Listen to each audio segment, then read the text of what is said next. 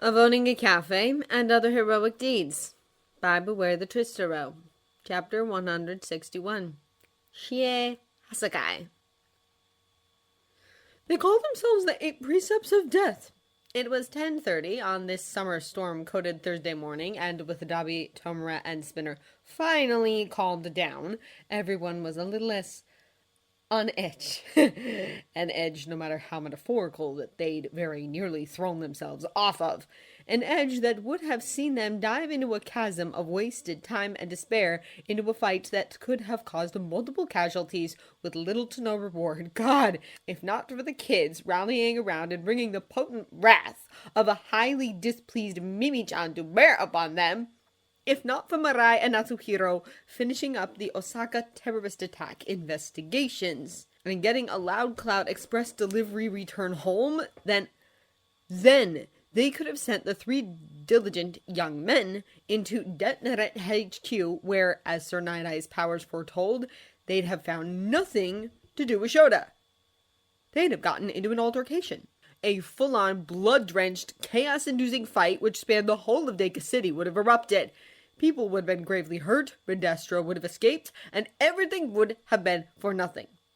But now, thanks to the children, who'd taken no pleasure in showing them the mistakes they were about to make, who they'd bundled up, praised, and apologized to, Commander Sugrame had called in favors from the police forces HQ in Tokyo to continue the investigation they'd started into the Meta-Liberation Army quietly, covertly, their nets cast wide to snag as many ringleaders as they could before their forces attempted to make any moves on the wider quirk-restricted society, of course. As our young friends have correctly determined, they're one of the few surviving Yakuza groups left in the country, and up until today, we believe that they were a low-level group following the orders of an aging Don, who we've only been able to find a family name for. And that name is Chisaki, which had given the rest of them time to assemble here and gather all the resources they had to hand to go after the bastards who did have his husband. Even Ingenian had zipped over from Kyoto. Oboro Nemori and Hizashi's high school friend had told them that he and his family were returning to Musutafu next year anyway, so that his younger brother could attend UA. Young Tenya, it seemed, would be a fast chip off their old family's block. He'd offered all of the Idas a place at one of the Nordonako's tables when they brought his beloved home. Babago and Centipeta have been working with the other sidekicks across the All Might and Fatcom agencies, Kamui Woods Group, and our resident tech experts to pinpoint potential hideouts, and in their searches they've managed to find a handful of the men featured in Rappa's deleted gallery. The men were petty low-life criminals who'd been mysteriously inactive for the past few years.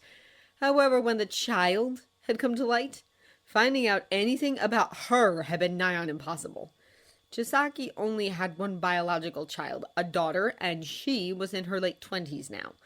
Not that they could find a name, let alone any identification for her. However, it wasn't a stretch of the imagination to assume that she was the little girl's mother, since the tat's coloring didn't match any child in the missing children's database. Therefore, should their rationalizing and theorizing ring true, then that would make the brunette man featured in the blurry image with the toddler Chisaki Kai, the boss's adopted son, a boy who'd not made it through junior high due to getting into progressively more violent spats with his peers, a boy that for all intents and purposes didn't exist beyond his name. There were no medical records, driver's licenses, known addresses, nothing.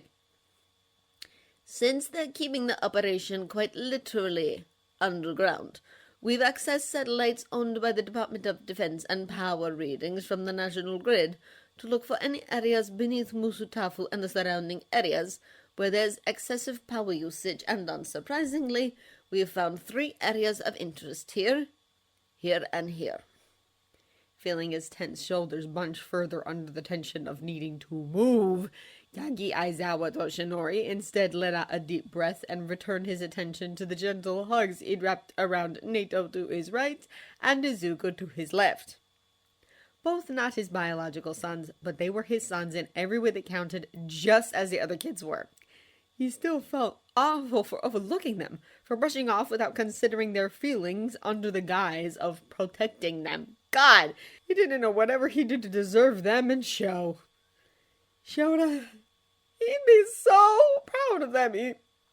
We're coming, kitten. We'll be with you soon, I promise. Toyomitsu Taishiro had always considered himself a happy-go-lucky man with a decent education, self-esteem to spare, and in the last few years, he'd become a true enjoyer of life because his life, for all intents and purposes, was good. He was a pro-hero. He had a small but moderately successful agency which supported 3 plucky sidekicks, and amazing, if a little shy, protege, a veritable swarm of amazing like-minded adults who called him friend, a bunch of adorable kiddos who thought he was cool, an adorable cafe to hang out at to eat delicious food that burst his bank account, some super cute grandmas to spoil and be spoiled by, a cloud of cats that he could visit any day of the week thanks to Sho and his generosity, and a partner, a lover, a man who sometimes simultaneously infuriated and besotted him, a man whose laugh was the dirtiest thing he'd ever heard, whose apologies were the most awkward yet the most earnest, a man who tried his damnedest to control his bloodlust and channel his energy into better things, a man who looked like he could tear straight through a building, but chose to carry shopping bags for elderly women, who delighted in the kids teaching him something new,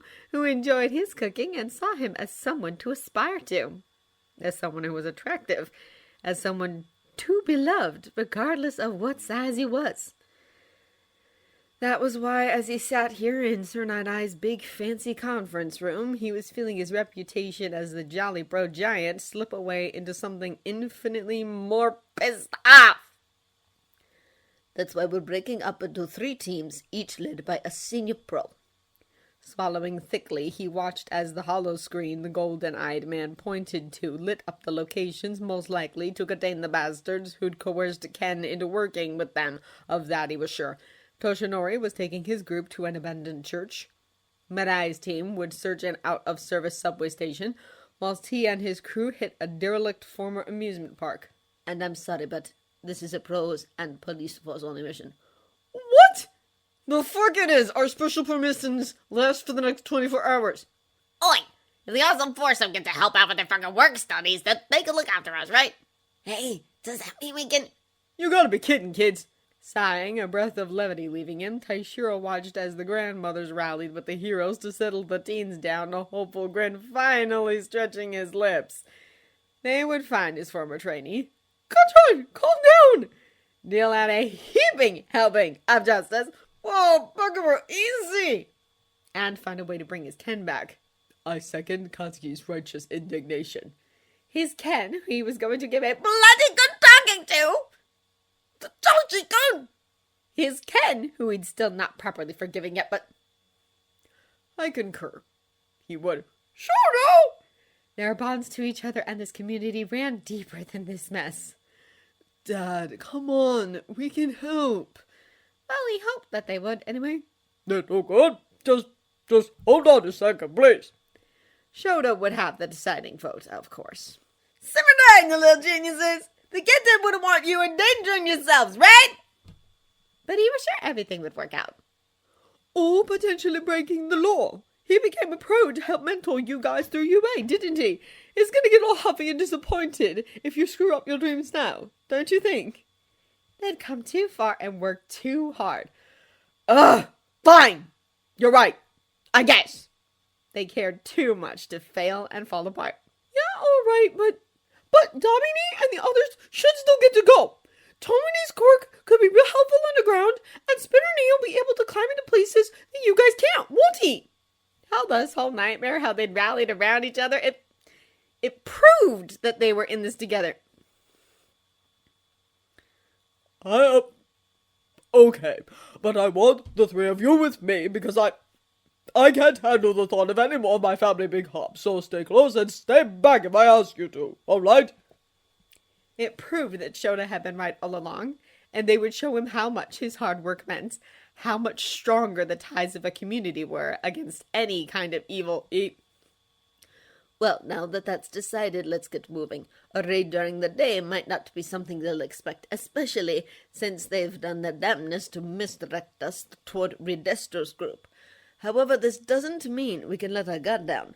Having an element of surprise is one thing, but to use it well is quite another. Understood? He just knew it. Hi!